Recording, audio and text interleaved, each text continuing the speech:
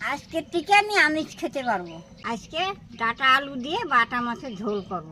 তোমরা ভিডিওটা দেখো। তেল দিয়ে দেই, আলু দিয়ে দেই, হলুদ দিয়ে দেই, লবণ দিয়ে দেই, জল দিয়ে দেবো, ঢাকা দিয়ে দেই, ঢাকাটা খুলে দেই, কুমড়োর ডাগাগুলো দিয়ে দেই, মাছ দিয়ে দেই,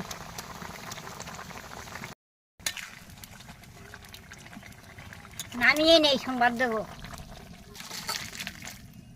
দিয়ে দেবো,